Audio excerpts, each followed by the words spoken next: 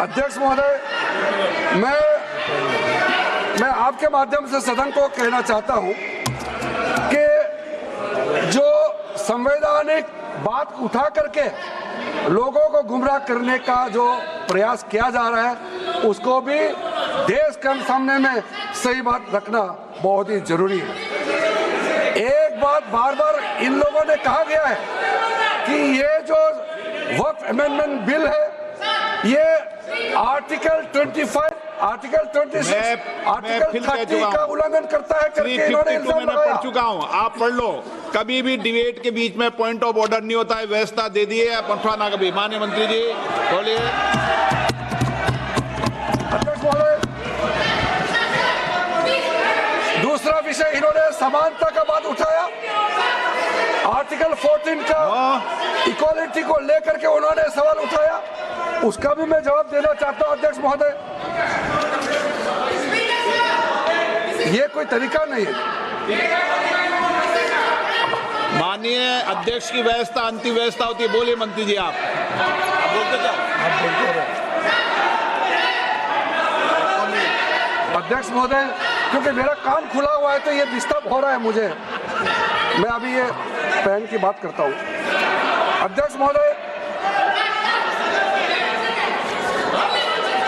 महोदय, ये वक्फ बोर्ड का जो काम है ये बेसिकली वक्फ प्रॉपर्टी को जो संभालने वाले मुतावली और जो वक्फ प्रॉपर्टी को व्यवस्था करते हैं उसको संचालित करने के लिए ये गवर्नेंस का, सुपरविजन का एक प्रावधान है।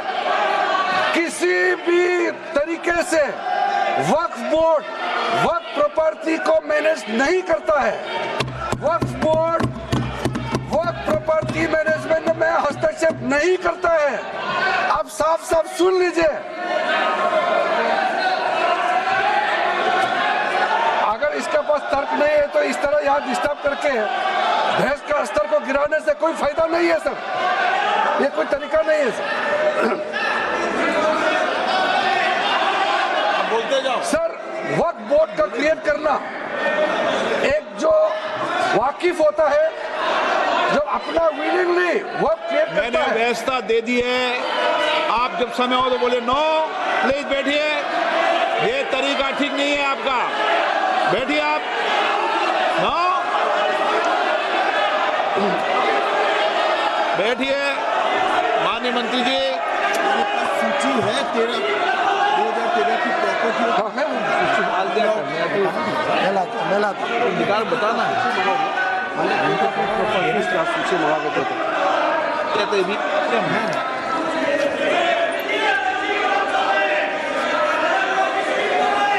अध्यक्ष महोदय, सबको बोलने का मौका मिलने वाले हैं तो कम से कम बात को शांति से सुनने के बाद आप अपना बात रखिए। ये कोई तरीका नहीं होता है सर।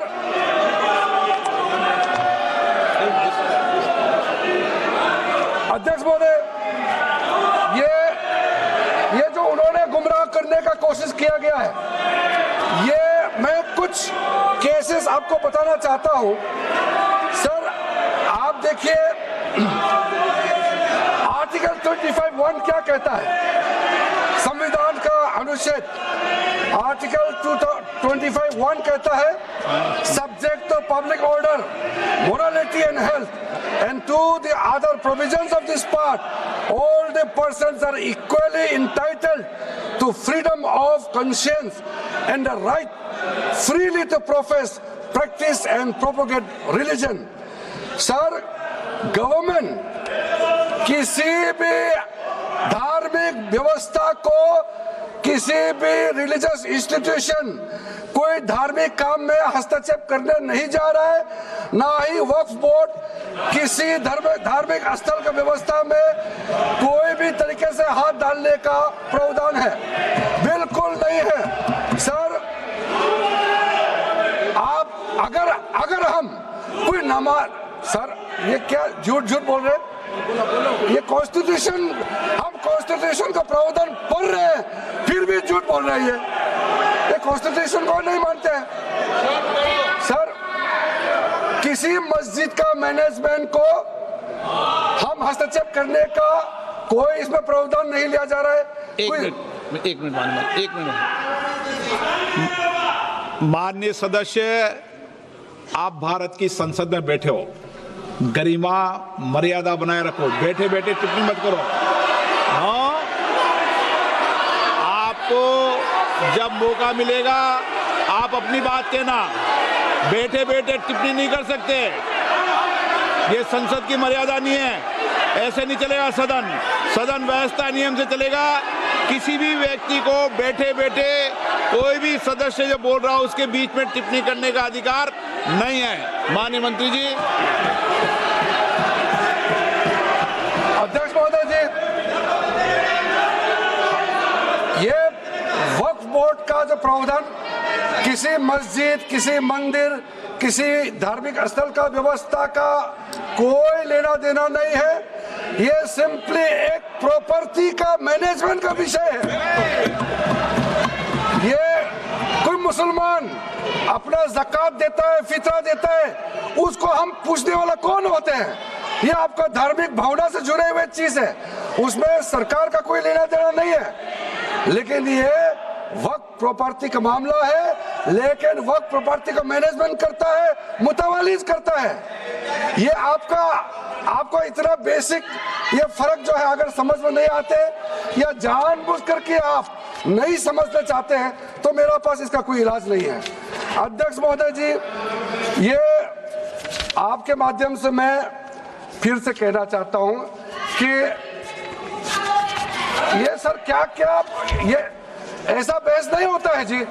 आप लोग का तर्क रखने का समय में बोलिए, बीच में कमेंट पास करने से सर हमारा पॉइंट का फ्लो भी बिगड़ता है और आवाज भी ठीक नहीं हो, अब आवाज भी ठीक से नहीं जाएगा।